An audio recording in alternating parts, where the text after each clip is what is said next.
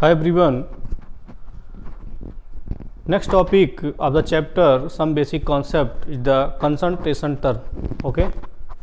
कौन सा टॉपिक है बेटा? Concentration term.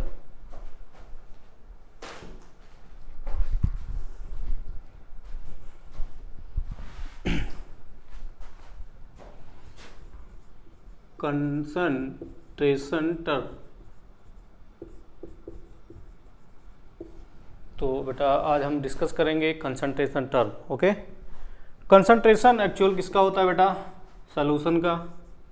इसका हम कंसंट्रेशन देखते हैं सॉल्यूशन का. सॉल्यूशन एक्चुअल होता क्या है बेटा? Solute plus solvent. दो कंपोनेंट होते हैं बेटा सॉल्यूशन में, solute plus solvent. Okay. Concentration term किसका डिफाइन होता है बेटा? सॉल्यूशन का. किसका डिफाइन करते हैं? सॉल्यूशन का. What is solution? Solution equal to solute plus solvent. Solute plus solvent. कैसे आप डिफाइन करोगे बेटा कौन कंपोनेंट सॉल्यूट है और कौन सा सॉल्वेंट है? तो जो लेसर अमाउंट में होता है, लेसर जो कम में होता है वो सॉल्यूट होता है, लेसर होता है, कम होता है. ओके. दो कंपोनेंट में किसी सॉल्यूशन के टू और मोर कंपोनेंट में जो सबसे लेसर होगा उसको हम क्या कहते हैं बेटा? सॉल्यूट. क्या कहते हैं? सॉल्यूट. ओके. कंसंट्रेशन टर्म कौन कौन से हैं बेटा? Weight by weight, weight by weight percentage, weight by volume percentage, weight by volume percentage, volume by volume percentage,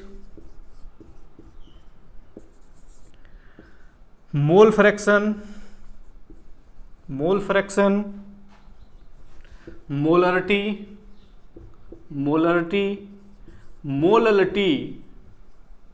ध्यान दीजिएगा बेटा, molarity, then molality, ppm parts per million and next ppb parts per billion.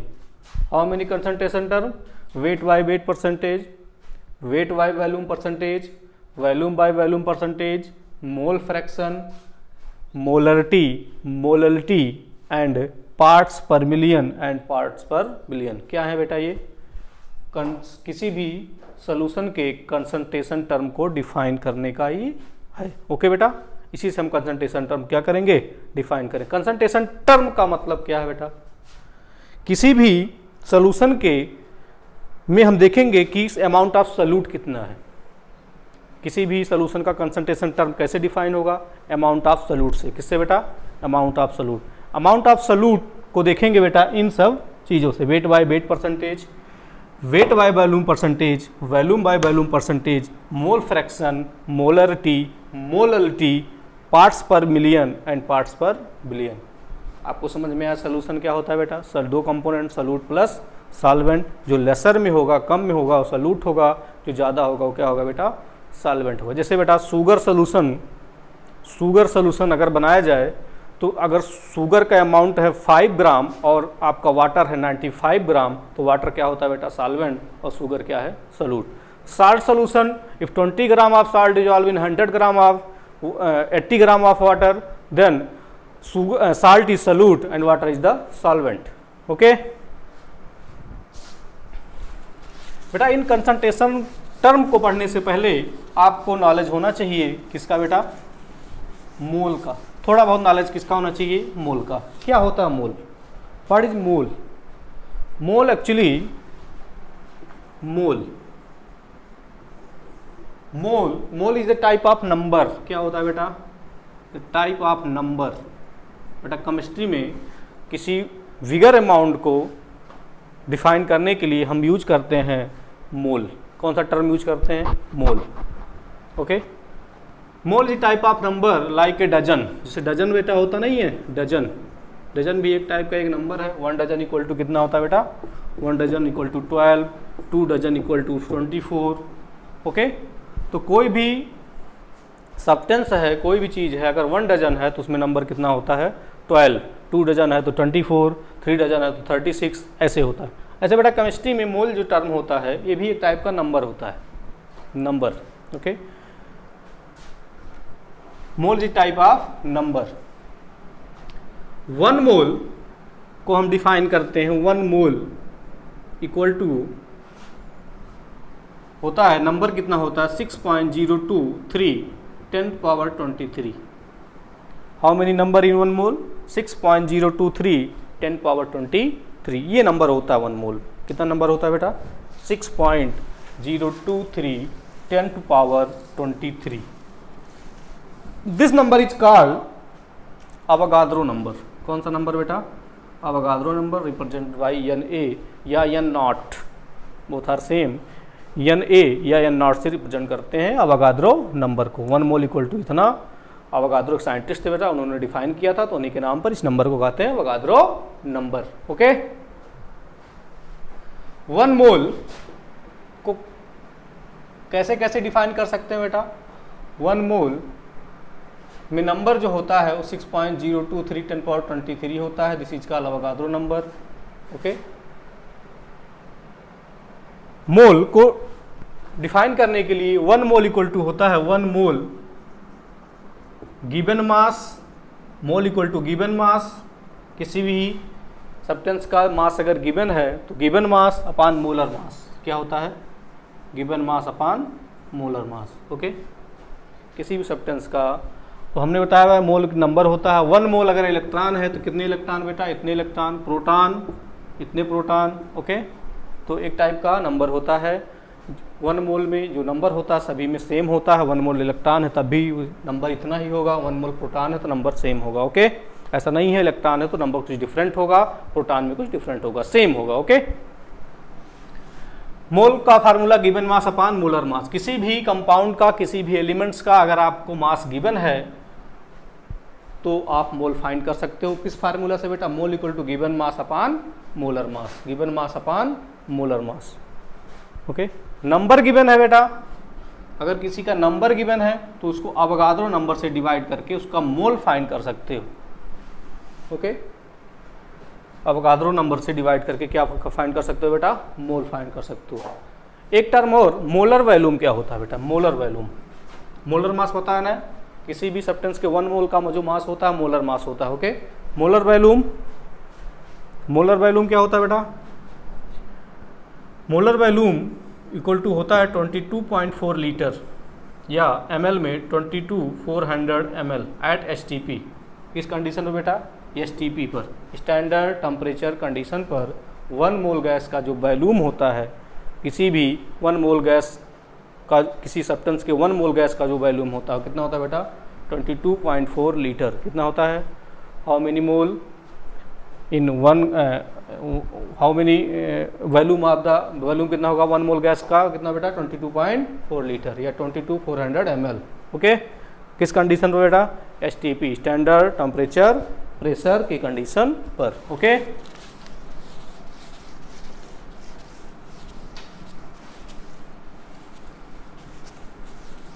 तो बेटा हम concentration term को define करेंगे। Okay, क्या होता है कंसंट्रेशन टर्म? फर्स्ट क्या था बेटा? Weight by weight percentage, weight by weight percent.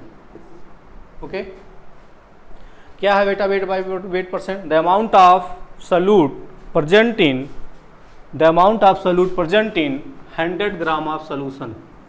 100 gram solution है, उसमें कितना सॉल्यूट प्रेजेंट है? The amount of solute in gram present in 100 gram of solution क्या होता है बेटा? Weight by weight percentage. Weight by weight percent का formula क्या होगा बेटा? Weight by weight percent equal to weight of solute in gram upon weight of solution, weight of solution in gram into 100। तो weight by weight percentage को weight of solute upon weight of solution into 100, ये है बेटा weight by weight percent का formula. Okay, कैसे समझते हैं बेटा इसको? एग्जांपल समझते हैं। अगर कहीं लिखा है 5% वेट बाई वेट NaCl, यानी NaCl का 5% है, 5% वेट बाई वेट। क्या मतलब होगा इसका बेटा? इसका मतलब है कि 5 ग्राम शुगर डिजॉल्व है 95 ग्राम ऑफ वाटर, क्योंकि बेटा फार्मूला क्या है डेफिनेशन का, the amount of solute present in 100 gram of solution, okay, this is the wait by weight percentage. अगर कहीं आपको लिखा 5% वेट बाय वेट का क्या मतलब है, what meaning of 5% wait by wait NaCl, 5% wait by wait NaCl का मतलब 5 gram sugar dissolve in 95 gram of water. How many gram? 95 gram of water, okay. या आपको क्वेश्चन पूछ सकता है कि if 20 gram sugar dissolve in 100 gram of solution, 100 gram of solution, find wait by weight percentage. क्या find करना होगा बेटा? Weight by wait percent. पूछ लिया आपसे क्वेश्चन बेटा, if 20 gram of sugar dissolve in 100 gram of sugar solution, find wait by wait percent. क्या find करना होगा बेटा? Weight by wait. कैसे फाइंड करोगे बेटा weight by wait percent? Formula आपको पता है, amount of solute upon amount of solution into 100। तो अमाउंट ऑफ सॉल्यूट कितना है बेटा? शुगर 20 ग्राम, ओके, सोल्यूशन का अमाउंट कितना है? 100 ग्राम इनटू 100 कितना है बेटा? 20%। वेट बाय वेट परसेंट कितना आया? 20%, ओके। नेक्स्ट क्वेश्चन आपसे पूछ सकता है, if 15 gram NaCl dissolve in 85 gram of water, 85 gram of water, find wait by weight percentage. क्या फाइंड करना है बेटा? Weight by weight percentage find करना है आपको गिवन है 15 gram of NaCl dissolve in 85 gram of water. तो क्या गिवन है बेटा? सॉल्यूट का अमाउंट गिवन है और सॉल्वेंट का अमाउंट गिवन है। किसका गिवन है बेटा? सॉल्वेंट का। 50 gram of NaCl dissolved in 85 gram of water, find wait by weight percentage of this solution. This is the solute, क्योंकि लेसर अमाउंट में है बेटा, ये ज़्यादा अमाउंट में है, ये सॉल्यूट है, ये सॉल्वेंट है। तो सोल्यूशन का अमाउंट फाइंड कर लीजिए बेटा। सोल्यूशन का अमाउंट क्या हो जाएगा? 15 + 85 = 100 ग्राम, ओके। 100 ग्राम सोल्यूशन का अमाउंट हो गया। Weight by weight percentage formula लगाइए, amount of solute upon amount of solvent into 100, कितना आ गया बेटा? 15%। वेट बाय वेट परसेंट कितना आ गया? 15%, ओके।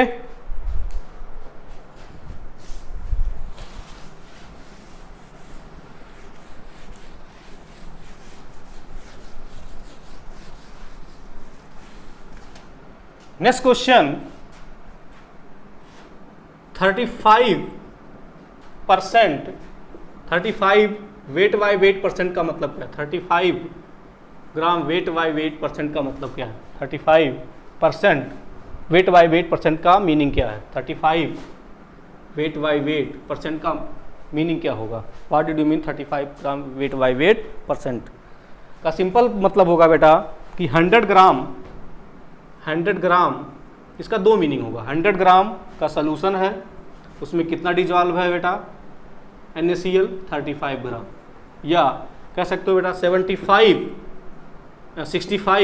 ग्राम वाटर में डिजॉल्व है कितना शुगर बेटा? 35 ग्राम। दो मीनिंग होगा बेटा। 35% वेट बाय वेट NaCl का क्या मतलब है? 35 वेट बाय वेट परसेंट का क्या मतलब है कि 100 gram of sugar, 100 gram of salt, 100 gram of solution में कितने NaCl है बेटा? 35 ग्राम, या 65 ग्राम वाटर में डिजॉल्व है 35 gram NaCl, okay.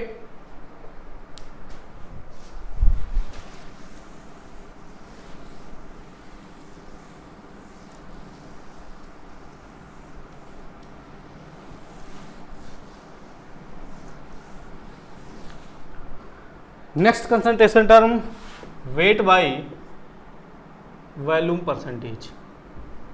Wait by volume percentage, weight by volume percentage क्या होगा बेटा? Weight by volume percent, the amount of solute present in 100 ml of solution, the amount of solute present in 100 ml of solution. तो weight by weight percentage equal to amount of solute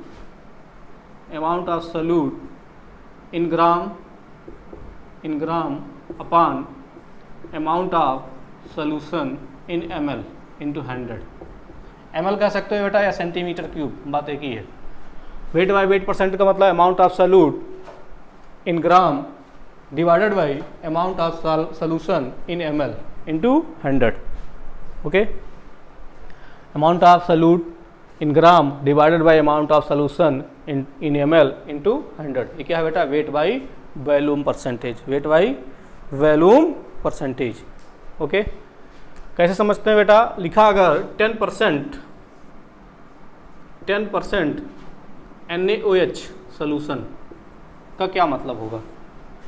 10% NaOH solution का मतलब होगा कि 10 gram NaOH dissolve है कितने बेटा? 90 gram solvent में। कितने बेटा? 90 ग्राम वाटर या सॉल्वेंट में। या कह सकते हो 10 gram NaOH dissolve in 90 ml water. कितने बेटा? 90 ml solvent. 10 gram of NaCl dissolve in 90 ml solvent, या 10 ग्राम NaCl dissolve in 100 ml solution. तो वेट बाय वॉल्यूम परसेंटेज का फार्मूला क्या है? Amount of solute in gram divided by amount of solution in ml into 100। तो 10% NaOH solution का मतलब बेटा amount of 10 gram of NaOH dissolve in 90 gram solvent, या 10 gram NaOH dissolve in 100 ml of solution. Okay,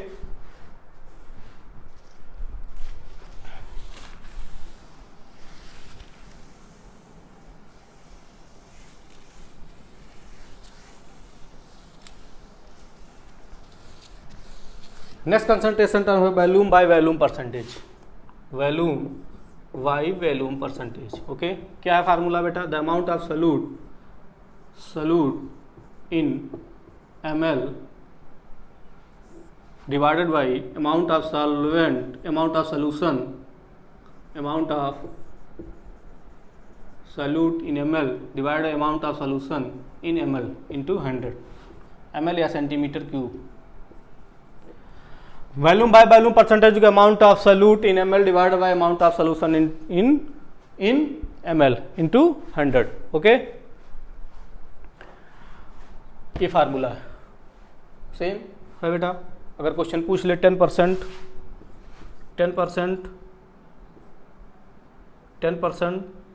C2H5 solution का क्या मतलब है? What meaning 10% C2H5 solution? Okay, तो 10% C2H5 सोल्यूशन का मतलब है बेटा 10 ml C2H5OH dissolve in 90 ml water, 90 ml water. या दूसरा मतलब क्या होगा बेटा? 10 ml C2H5OH dissolve in 100 ml solution. Okay, wait by volume by volume percentage amount of solute in ml divide by amount of solution in ml into 100। 10% C2H5 solution का मतलब क्या है बेटा? 10 ml C2H5 dissolve in 90 ml water, या 10 ml C2H5 dissolve in 90 ml water. Okay, समझ में आया?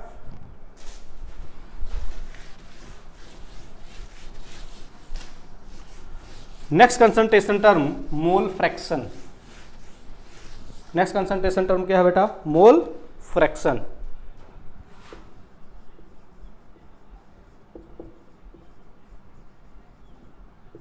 क्या पढ़ेंगे बेटा? Next concentration term mole fraction. क्या होता है बेटा मोल फ्रैक्शन?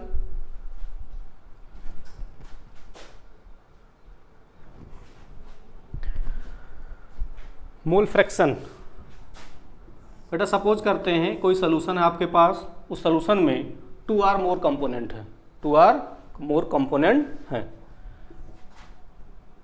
2 कंपोनेंट सपोज करते हैं A और B, कोई 2 से ज़्यादा भी हो सकते हैं, 3 कंपोनेंट A B C, 3 से भी ज़्यादा हो सकते हैं A B C D। कोई सोल्यूशन है कंटेन कर रहा है 2 कंपोनेंट A एंड B। कितने कंपोनेंट है बेटा? A और B। सपोज ए कंपोनेंट का जो मोल है वो Na है। कितना है बेटा? Na। और B का क्या है? Nb। ओके, टोटल मोल क्या हो जाएगा? Total Nt equal to Na plus Nb। This is the total mole. A component का मोल Na, B कंपोनेंट का mole Nb, total mole Na plus Nb। If a solution contain two components A and B, then mole of A equal to Na and mole of B equal to Nb, total mole Na plus Nb. Okay, A का mole fraction पूछा जाए कि A का क्या fraction है इस solution में, तो फार्मूला जो होता है बेटा जीटा, ये बेटा एक्स नहीं, ये जीटा है। क्या है जीटा? जीटा ऑफ ए, यानी मोल fraction of A, mole fraction को जीटा से रिप्रेजेंट करते हैं। तो ए का अगर मोल फ्रैक्शन होगा तो जीटा ए लिखेंगे। क्या लिखेंगे बेटा? Zeta. Mole fraction of A equal to mole of A n A upon total mole n A plus n B. समझ में आया बेटा? ए का कंपोनेंट अपॉन टोटल मोल यानी मोल फ्रैक्शन ऑफ ए। ये फार्मूला होता है, ये फ्रैक्शन होता है किसका? ए का। This the mole fraction of A equal to mole of A upon total mole, mole of A upon total mole. Okay, ऐसे ही मोल फ्रैक्शन ऑफ बी यानी zeta B equal to mole of B upon total mole n A plus n B. मान लो एक दो component से ज्यादा है, कोई सी कंपोनेंट एक और है, तो टोटल मोल क्या हो जाएगा बेटा? N A plus n B plus n C. तब mole fraction of A equal to n A upon n A plus n B plus n C, n A plus n B plus n C. Mole fraction of B equal to n B upon n A plus n B plus n C. Mole fraction of C equal to n C upon n A plus n B plus n C. तो बेटा mole fraction होता है कि उस component का उस पूरे solution में कितना फ्रैक्शन है। ओके, समझ में आया? जैसे ये पूरा 1, सपोज करें पूरा 1 है, इतना पार्ट अगर सपोज करें कि इतना पार्ट का इसमें पूरा कितना फ्रैक्शन है, इसका फ्रैक्शन कितना है पूरे में, तो क्या करोगे बेटा? इसका डिवाइडेड बाय पूरा। ओके, इसका फ्रैक्शन कितना। अगर पूछा जाए कि अगर सभी फ्रैक्शन को ऐड कर दिया जाए तो 1 होगा। पूरा कितना है बेटा? 1। अगर इसको हम डिवाइडेड करें और फिर ऐड करें तो पूरा कितना हो जाएगा? 1। ओके, अगर सभी फ्रैक्शन को ऐड करें बेटा, एक्स ए प्लस एक्स बी या एक्स सी इक्वल टू, अगर 2-3 कंपोनेंट है, 2 ही कंपोनेंट के बारे में अभी बात करेंगे। अगर दोनों कंपोनेंट को एक्स ए प्लस एक्स बी किया जाए, सॉरी एक्स ए नहीं है, जीटा है, सॉरी ये क्या है बेटा? जीटा। एक्स ए नहीं है, ये एक्स नहीं है, क्या है? जीटा है। Zeta A plus zeta B equal to क्या हो जाएगा? 1। ऐड कर लीजिए, डिनोमिनेटर सेम है, नॉमिनेटर ऐड हो जाएगा n A plus n B, denominator और नॉमिनेटर सेम हो जाएगा, 1 आ जाएगा। कितना आएगा बेटा? 1। यानी किसी भी सॉल्यूशन में जो टोटल मोल फ्रैक्शन होता है वो 1 होता है। कितना होता है? 1। समझ में आया? तो मोल फ्रैक्शन क्या होता है बेटा? किसी भी सॉल्यूशन में उस कंपोनेंट का फ्रैक्शन कितना होता है बेटा? उसके का mole upon total mole. Okay, A का full fraction n A upon n A plus n B, 2 component है, यानी वी का mole fraction n B upon n A plus n B. चलो इस पर सपोज करते हैं ए के 2 मोल है और बी के कितने मोल है बेटा? 3। तो mole fraction of A equal to कितना हो जाएगा? 2, और टोटल कितना हो गया बेटा? 5, 2/5। Okay, mole fraction of B कितना हो जाएगा बेटा? 3 है, टोटल कितना है? 5, 3/5। दोनों को बेटा अब ऐड करोगे तो कितना आएगा? 1। तो टोटल मोल फ्रैक्शन किसी भी सोल्यूशन का 1 होता है। ओके, आई होप कि ये इतने कंसंट्रेशन टर्म आपको समझ में आया होगा।